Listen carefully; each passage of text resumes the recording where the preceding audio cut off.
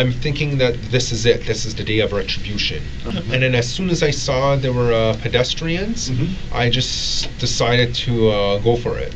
I floor the pedal, I speed the van towards them, and I allow the van to collide with them.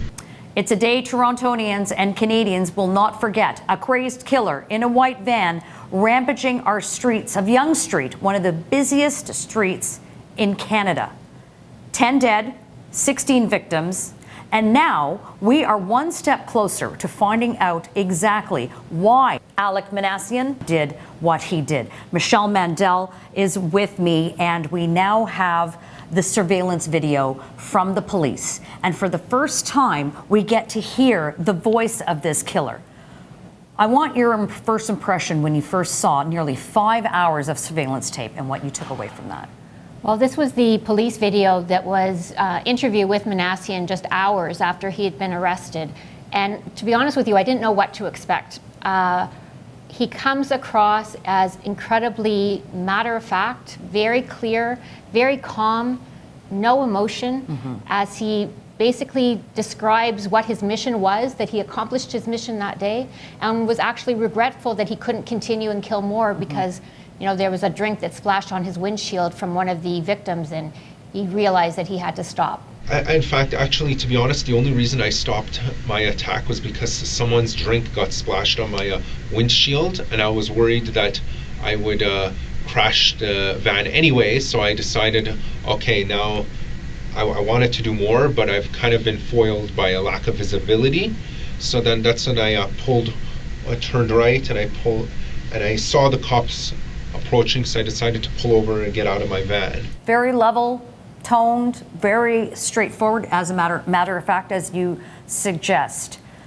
What's fascinating throughout the course of this interrogation is that if we go back to the beginning of that day on April 23rd, 2018, not a single shot was fired taking him into custody.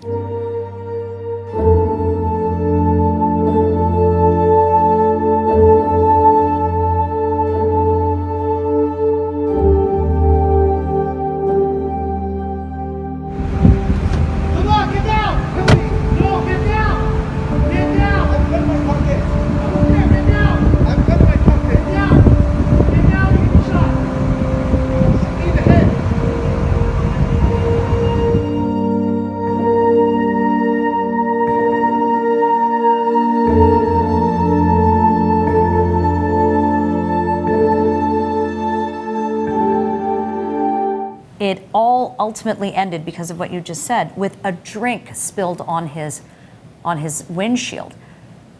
Throughout the interrogation video, they are attempting to be personal with him, get some more insight into him.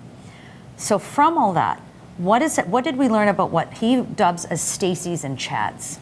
So this is his philosophy, the incel, involuntary celibate philosophy. It's a subculture online that he fell into because he was so angry that he had been rejected by women, as a young man. And they incels believe that they are owed sex, and that women who have rejected them need to be punished. They're called the Stacys. And the Chads are the alpha males, the jocks, the men who get all the girls and unfairly get all the girls.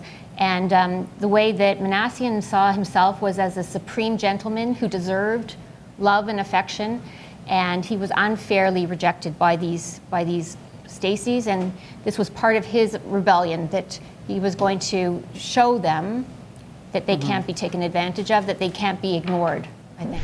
It's basically a movement of angry incels, such as myself, who are unable to get laid. Therefore, we want to overthrow the Chads, which would force the Stacys to be forced to reproduce with the incels. Right. Okay. When you say incels, involuntary celibate. Celibate. So that's just a short form for fellas who can't get laid, can't have sex. Right. There is no question that he is he's educated. We know that. He planned this. It took effort, and It is almost as if he just knew going down that part of Yonge and Finch in Toronto. And for any of you, that's one of the busiest areas in the city. It's residential. There's a number of businesses up there. And it happened to be one of the most beautiful days of the year. So the point I'm making is there was a lot of people. It was what the professionals call soft targets, and thousands of people.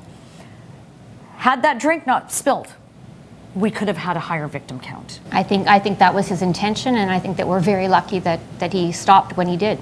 We have a 4-part special series that goes into the mind of this killer. We will be interviewing experts, psychologists, law enforcement agents, and to try to understand what exactly happened and to hopefully give some answers to the victims. Don't forget to log on to TorontoSun.com. Don't forget to subscribe to our YouTube channel.